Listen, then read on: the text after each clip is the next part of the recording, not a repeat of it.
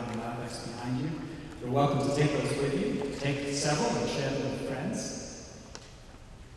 Following today's performance, there will be a reception. We hope that you'll stay and join us. If you go out the hall to your left and take a right, you'll run into it and think light beans and champagne. It should be very festive.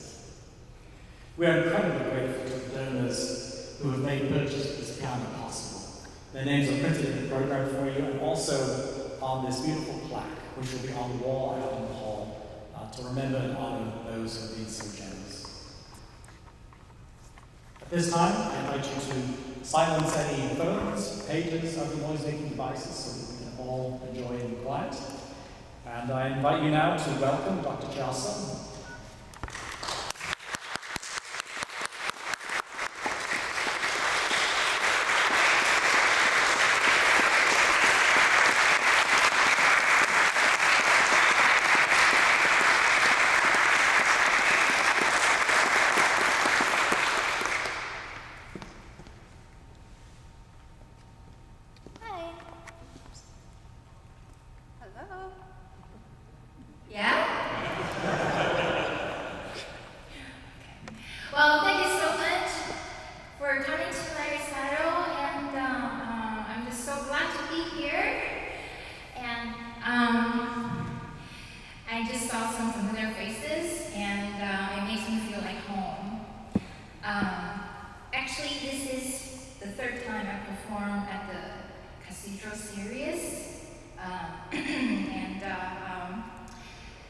I know Sunday is a relaxing day, but I appreciate your time to come all the way here.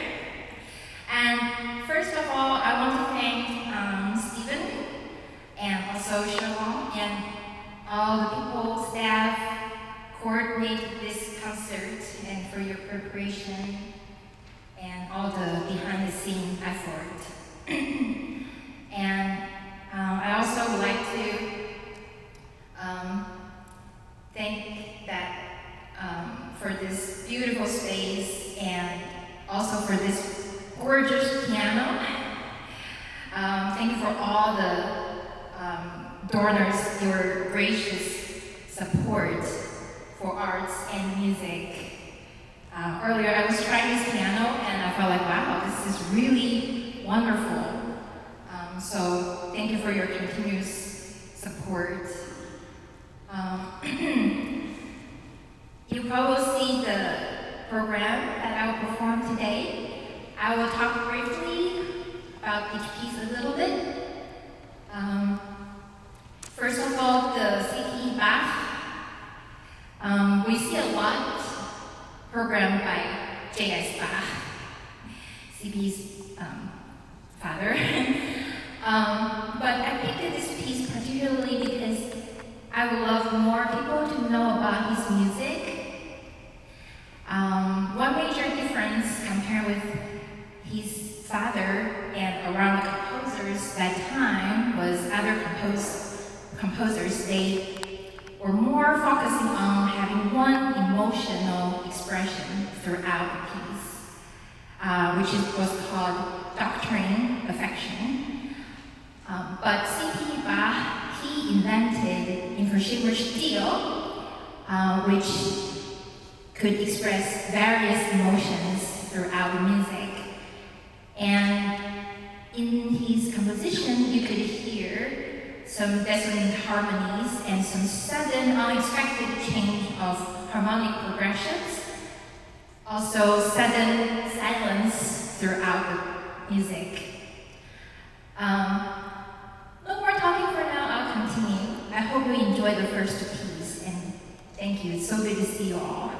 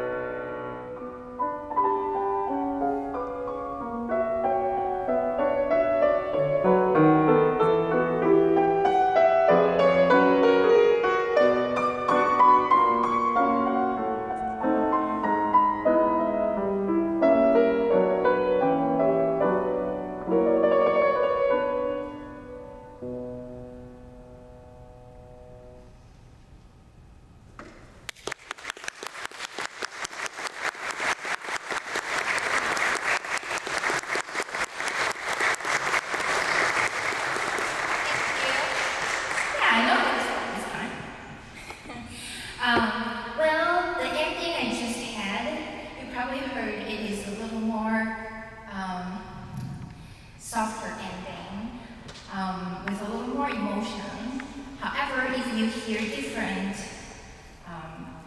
versions from different pianists, you might have different answers. For example, pianist Zifra, his edition, it was also ended differently. And originally on the music, one edition, it ended in a more epic sounding. But I personally actually added a little section after that to make it sound a little more different. And you know, music, it is such a personal thing. And if you look at the score, with the left hand, it has different harmonic progressions. Some score only has one single note left hand all the way. But Zifra's edition, it has the triads and different chords. And I personally prefer the chords, and that's what I did. The next piece is by Beethoven, and he composed so much music. This one I'm going to perform is the Fourth Sonata Op. 7. Although it is one of his earlier work, because some people divided his work for 3 periods. However, it is the second largest work among all his sonatas. The first one, you might wonder, that is Hammerklavier, Opus 106. Probably some piano teachers are sitting here. You might know which particularly one I'm talking about. In terms of the size and length, this one it is the longest after that. And he was in a very interesting period, as we all know, because a part of his life, it was very, very classical. However, later he kind of stepped into a more transitional area, going into between classical and towards to the romantic genre direction. The reason I mention that is usually when we hear Mozart or Haydn's music, it was usually 3 movements: fast, slow, fast. That's what we expect. But Beethoven, he did something very different, which is he changed it to 4 movements, as you can see in the program. And this was originally inspired by symphony by Haydn and some string quartet by Mozart, because they were usually 4 movements with like an introduction. And I feel in music, a lot of times, silence even means more than notes. And you can hear a lot about that in the second movement particularly, because there are a lot of silence. And to me, the silence is not really pure silence. It's just another way to say something in a more personal manner. Okay, enough talking. I hope you enjoy. This is Beethoven Opus 7 in E-flat major, which is also called Little Gran Sonata.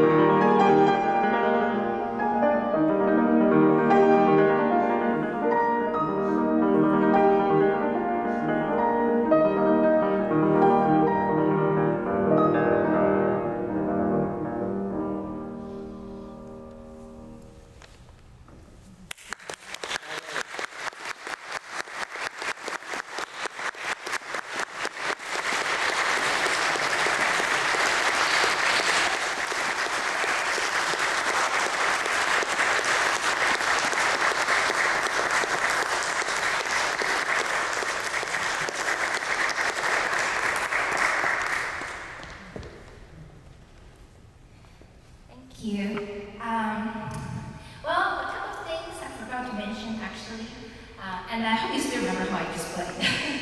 So the second movement, the one I mentioned about the silence, I found the way he layered all the four voices as the musical texture, it kind of represents like a string quartet.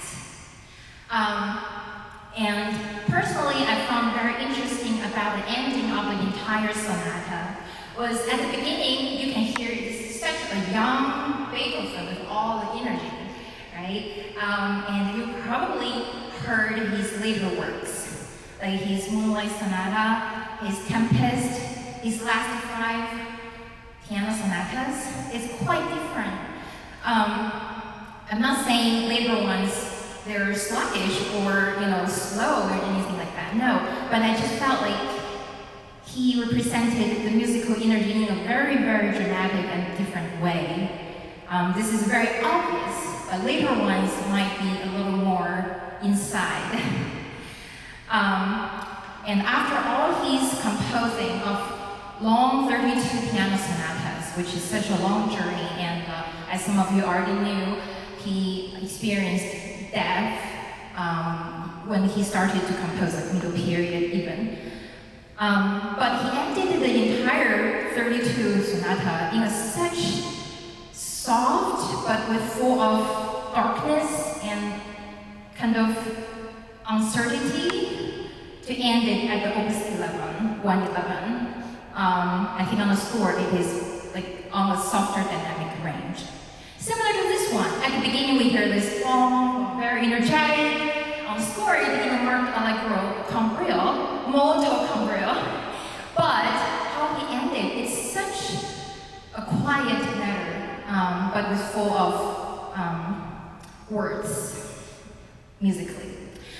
Okay, the very last one I will present is by Franz Liszt, and of course he's a Hungarian composer, and then he composed a lot of music that included the Hungarian folk elements, and he also wrote a lot of piano transcriptions of the opera. And in this Liszt Mephisto Waltz, you can hear very rhythmic, very dramatic figure on the left hand. However, in the middle section, it reminded me of the opera because it's so lyrical and very expressive. And we'll see how it ended. Shall we?